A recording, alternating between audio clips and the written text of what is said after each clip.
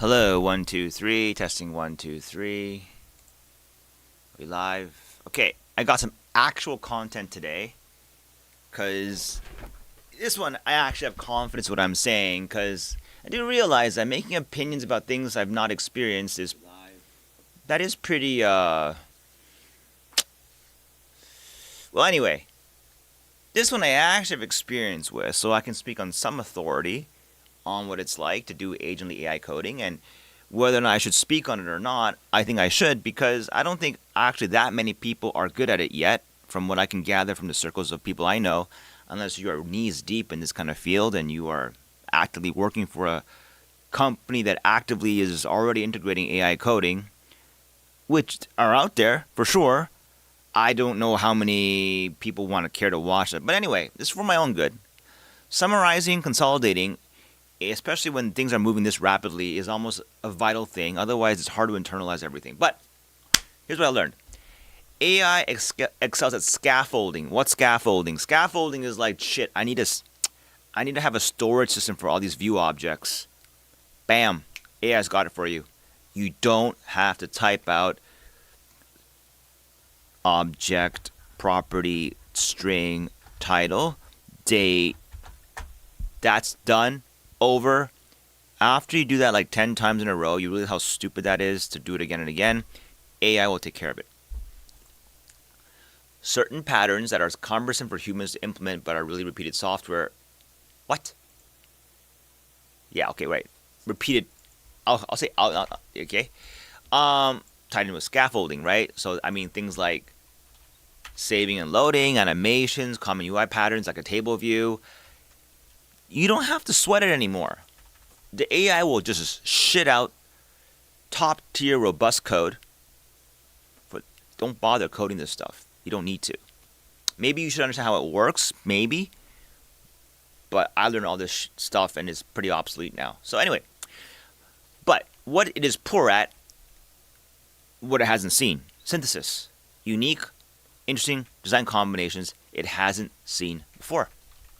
So if you're making something that's kind of new in terms of how it operates, the AI can't really help you there. You are the frontier of it. That also signals to you that even though it may not have commercial value, the potential that it does have commercial value is certainly there because no one's seen it before, even the AI.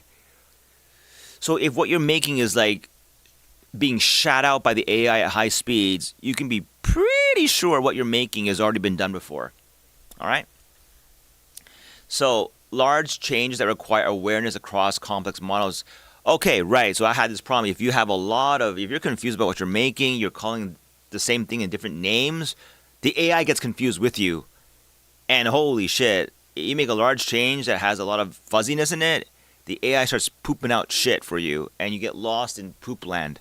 So, to solve this, you either make the changes smaller, more manageable, you break down the changes you want into smaller changes, divide and conquer, or you have to do what I call namespace compression, which is, I think is a software engineering technique. But anyway, basically you resolve all the complexity of an object into one noun, and you make sure that the API contract is always fulfilled. Software engineering principle. And it's very poor at being smart when you're stupid. I mean, not really. If you're being stupid, the AI will always be smarter than you, and they are actually trying to help you up, but they ain't gonna push you through the door. It's not designed that way. I don't think it can do it that way. So if you're being stupid with your development, you'll get stupid prod. I've experienced this for sure. Okay, the queries are good. What you tell the AI, they're great if you are flexible in the how, but you are precise in the what. This is important. If you dictate every single way of how to do it, like you're typing pseudocode, you might end up giving the AI, yo, AI, do it in the way I'm telling you right now because I know better on how to code. Now, that's possible, but not always true because the AI has access to the most robust types of code, of implementation code for what you're wanting. It is quite the hubris to think that you could code better than the AI.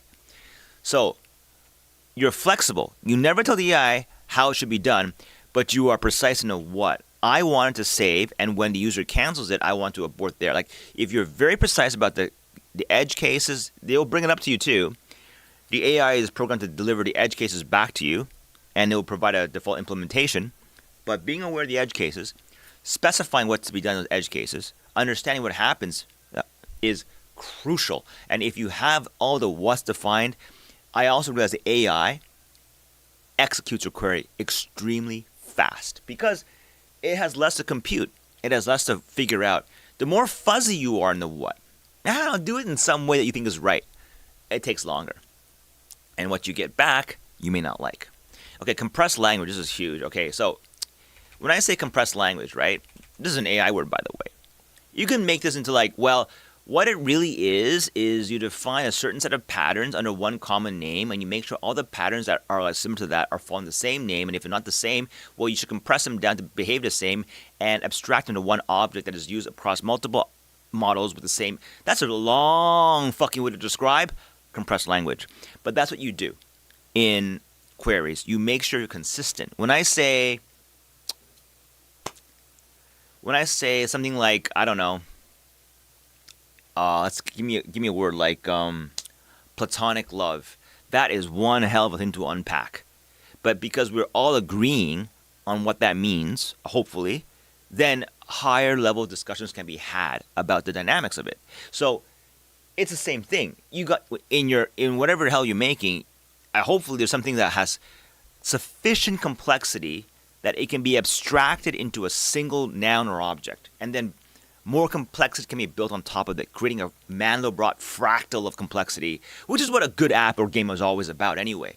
You take Minecraft, a Minecraft block. Unpack that shit in code. It will probably blow your mind what a Minecraft block really actually is. It's destroyable, it's creatable, it's scalable, it's joinable, but you pack it into a Minecraft block. So the design of your compressed language will speed up the way the AI and you agree on what the context really means. This can be used in with human relationships too. Sometimes the mismatch of your language is what causes all the misunderstanding and anger. So you need integrity in namespace, clarity in what you're making. Exactly. If you don't know what you're making, this becomes also fuzzy too. Fuzzy? I won't use the word fuzzy. Namespace. So you need good namespaces. Okay. So you have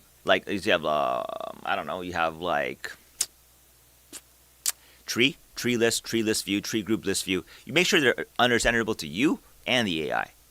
You need impeccable software engineering design. Yes. Skills, design. Okay. How things are connected together.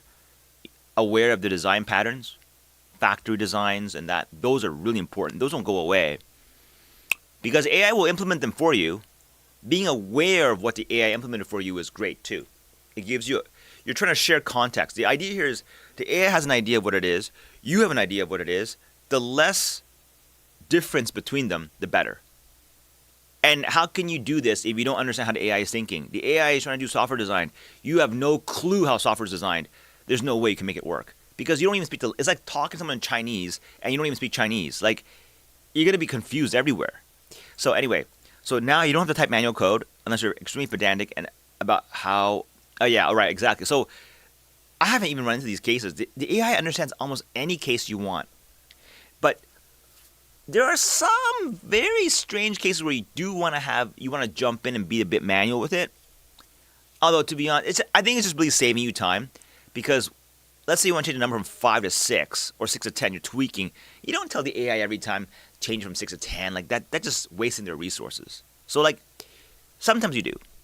I would say best case, most common case is changing values to tweak something. That's it. Size, length, whatever. Okay, now on the human side, the developer side, human, habits, okay, you need to take breaks. This is important, what I'm doing right now. I realize that if you can't continually make sharp queries. I can't. Maybe geniuses can. I can't.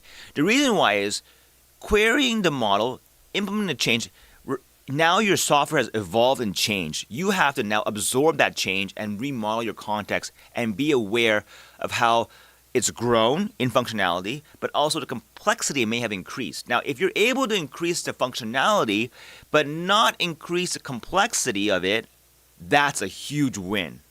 That's hard. I think when you give this to most laymen, what will happen is they try to make something, it devolves into utter chaos because they try to increase functionality, but they actually increase the complexity of it by being poor at software engineering more than the functionality, and it just devolves into chaos and you can't proceed. So in order to make a great complex software, you need to be like Unix-like design, like extremely modular. Everyone stays in their lane. Everyone focuses on being the best thing that they can do. They don't jump and cross to other zones. You have a very clear contract between these entities to make sure that no one's violating anything, and proceed from there. All right, so take breaks. Longer work time does not equal better product. I think hopefully you know who's going to fall prey to this the most? Japanese companies, those stupid managers who think longer hours. You clock in at 7, leave at 9 p.m. You're a good guy. That is passé already. It does not equal better product. If you don't believe me, look at default mode. You don't believe me, don't believe Harvard. Don't believe Harvard professors, because he actually made a speech about this. The default mode, it's actually a widely accepted scientific fact that if you don't spend time in default mode, your brain's going to zonk out. It'll start making poor queries. And poor queries will undo the work you've been doing. You will actually spend a whole day, 8 hours, making shit queries, and your software went nowhere because you were not clear about where you wanted to take it today. You kind of have a rough idea, and you get distracted, frustrated, angry. The AI is not doing what you want. It breaks your code. You get compile errors, frustrated. You rage on the AI. This has happened to me before. Longer work time does not equal better product. That's true, but dedicated to seeing a good product emerge equals better product. I mean, that's true. Slave drivers lose big in this world, okay?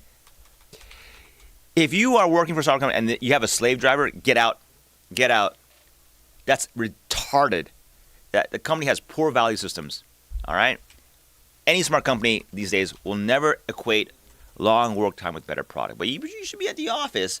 Just take breaks at the office. Okay. Look, default mode is incredibly important. I am completely in agreement. I have tested the default mode. It works. If I make one smart query, what I do is I get away from the computer. I know it's doing its best. I sit, absorb, reflect. What's next after this? So you don't ever want to be. You want to be at your absolute best. It's like, think of a tennis match. Like the practice, although that is all on the tennis court, what you do off the court is also very important. You show up for game time. You bring your A game to the tennis game, but people can't play for 12 hours like at that level, right? But when you engage with the AI, especially on a crucial change, you better bring your A game mentally. The query has to be written smart. All right, tight angle queries equals worse product. That's true. Bursts of extremely focused energy equals better product. This is true. It's true. This is a huge case of quality over quantity in this kind of development. And right, if you're extremely specific in the what, AI works way better. Flexible in the how, AI will produce far better code than you could. I could. It is robust AF. That code is robust AF. I'm looking at computer scientist to the max level coding for me. That is robust fucking code for everything. Insert a row, delete a row, move a row. You say, I don't want these two rows to overlap. Manhattan algorithm. Bam. Like just, it's fucking insane. You don't have to worry about that low-level shit anymore. Love it. I absolutely love it. You software design approaches painting. That is what that is what AI is doing for you. And I don't have to tell you, it's amazing. And you know what I can't wait for? Music. Oh, please bring this out. I mean, not the audio engineering, I think, is susceptible to AI automation, okay? It is. because there are many common patterns that are always used. AI is very good at detecting them and implementing them. You don't have to waste time fiddling with knobs. You do that where it matters, where you want originality. But for the scaffolding, the setting up of your racks, of how to have a nice base, and let AI do it. Crazy. Absolutely crazy. Here it is. This is my takeaway on AZ after 2 months. Well, 1 month. It was 1 to 2 months, okay? Between 1 and 2 months, okay? It is absolutely game-changing. A different way of approaching it. You don't need to sit at cafes typing code like a slave. You can make what you want if only you are good at software design, engineering, knowing how it works together. The winners are people who have had experience in delivering actual products. The losers are those practicing hello world code. Those are the losers. The winners are people who focused on architecture, how the systems work together. The winners are people who have had employees working for them. They know the difficulties of delegating a task. If they are very good at delegating tasks, which to me is more about you're flexible in the how but precise in the what, they win because now they have a tireless, low salary, as in like free slave worker who never complains and doesn't bite back at you in the what. But which could be a good thing sometimes, though. Maybe they have better ideas, but you got to power struggles in that point, right? So that is what it is.